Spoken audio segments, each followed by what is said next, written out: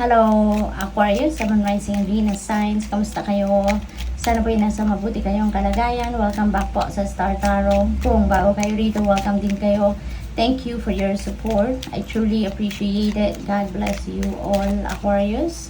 Una mensahe ninyo, meditation. Ayan. So, take a moment to connect to Source through quiet, reflective meditation. Ayan. So, this is an invitation para sa'yo, no? Na mag-connect kayo sa Panginoon, mag-connect kayo sa Divine Universe, no?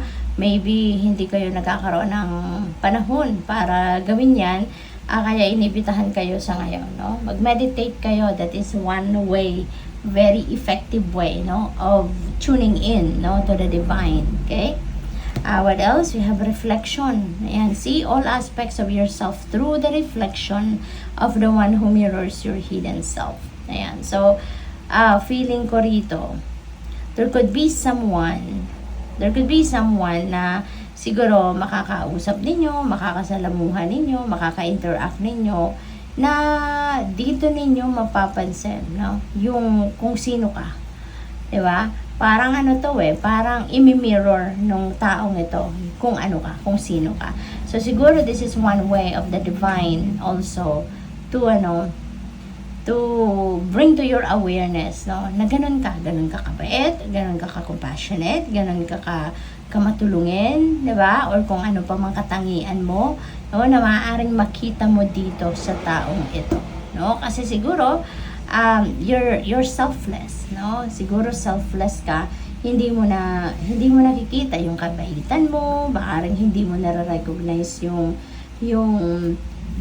you're being compassionate, you're being helpful, you're being loving, di ba? Concerned ka sa ibang tao. Siguro hindi mo napapansin na ganun ka, no? Hindi mo na-appreciate yung sarili mo. Kaya pwedeng, this is one way of the Divine to make you aware of who you are, of who you truly are, no? Kaya, maaring meron ditong ipadalang tao, no, sa'yo, na dito mo makikita na kung anong gagawin niya sa ibang tao, mawi-witness mo at masasabi mo sa sarili mo, teka lang, parang ako to, no? Parang ako siya, diba? Yung kung ano siya sa ibang tao, ganun ka din sa ibang tao, no? We have gratitude. Universal love shines through the miracles of life all around you. Ayan. So, this is a reminder para sa iyo, Aquarius, no? To be grateful, okay? Practice gratitude attitude, no? I-project ninyo yung gratitude attitude and mag-a-attract ka dito ng more blessings, more abundance, miracles, di ba? Prosperity into your life.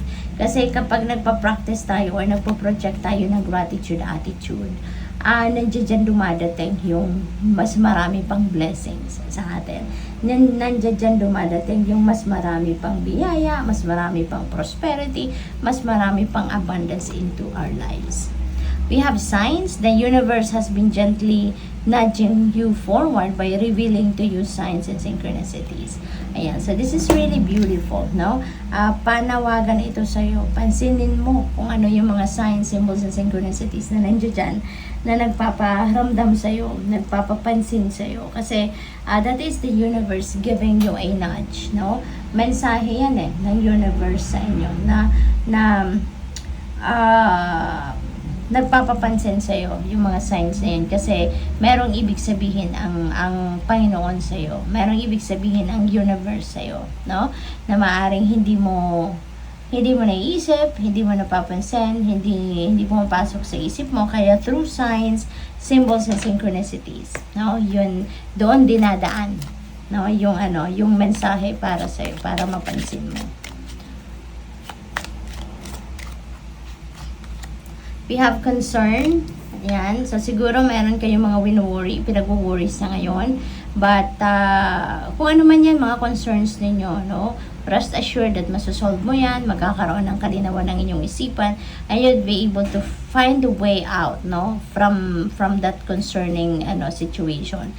Kaya, ang maganda lang din dito na pwede ninyong gawin so that mawala yung concern ninyo sa isip ninyo, sa damdamin ninyo, ma-relax kayo, i-offer ninyo yan sa Divine Universe. Lift it all up to your spirit team, no? Para na sa gayon, matulungan ka, ma-rescue ka, no? At maging stress-free ka. Okay? So, we have community. You are blessed, no? Kasi you are surrounded with people that are supportive of you, helpful of you. Pwedeng mga kamag-anak mo to, pwedeng mga kaibigan, pwedeng mga kapitbahay na concerned sa'yo, na nagmamalasakit sa'yo, nagmamahal sa'yo. Kung kailangan mo ng tulong, any kind of help, you know, lagi kami matatakbuhan, no, sa kanila. Meron ka laging nalalapitan or malalapitan sa kanila. We have sudden wealth. Napakaswerte ninyo sa ngayon, no? This is windfall of money. This is money coming from wherever. Hindi natin alam kung saan ito magagaling. Pero pwedeng panalo, no? Since this is a slot machine. So pwedeng panalo ito sa mga game of chance, no? Or it could come from various sources. Hindi natin sigurado kung saan ito manggagaling. But definitely, this is a windfall of money. Meron dadating, no? Hindi ninyo ito pinagtrabahuan. Hindi ito bunga ng inyong pagsisikap or pagtatrabaho. But this is a gift, no? Sa inyo ng universe. So, meron din ditong synchronicity, no? We have 11. Oh, by the way, we have number 33, and that is a master number 11, at saka angel number 777. So, I suggest po, pakitignan po ninyo ang ibig sabihin ng mga numbers na to. I-google po ninyo kung ano yung spiritual meaning ng mga to. Dahil merong mga insights dyan, may mga information dyan na gustong iparating sa inyo ang universe, no? Number 7 also resonates with good luck, no? Good luck, swerte. Kaya, siswertehin kayo dito sa pera, no? Triple pa siya. So, malakas, no? Yung energy of swerte, lalo-lalo na sa pera. We have privileged lady. Ayan. So, speaking of swerte sa pera, siswertehin talaga kayo, no? Kasi si privileged lady is an abundant and prosperous energy. Tapos meron tayong sudden wealth. So, ito talaga yung period in your life siguro na magiging magaan ang flow ng money, ng flow of money sa buhay ninyo at this time. Kaya mararanasan mo dito yung kagaanan, yung abundance, yung prosperity. May iniisip ang iba sa inyo at maaaring isang babae ang laman ng inyong isipan since may babae dito sa canvas. So, pwedeng siya yung inaalala mo, no? Sa ngayon. Pwedeng namumroblema ka sa kanya kasi meron tayong concern. So, maaaring baka siya yung pinoproblema mo, yung babae nito, no? Pwedeng ganon. Or pwedeng iniisip mo na ito yung lalapitan mo, yung babae nito pwedeng lalapitan mo, hihingi ka ng tulong sa kanya, no? So, pwedeng ganun din ang ganap. We have another master number. So, yung tatlong master numbers, no, nandito. So, we have 11, 22, 33. Ayan, lahat po yan, master numbers. Kapag itignan po ninyo, ha, kasi meron mga importanteng mensahe para sa iyo dito na kailangan ninyong marinig. With the official person, maybe you're going to be dealing with mga government officials, pwedeng military, pwedeng mga nasa police, men in uniform, paring yun ang mga kakausapin ninyo at this time, no? So, good luck sa'yo. Thank you for watching Love and Light. Namaste.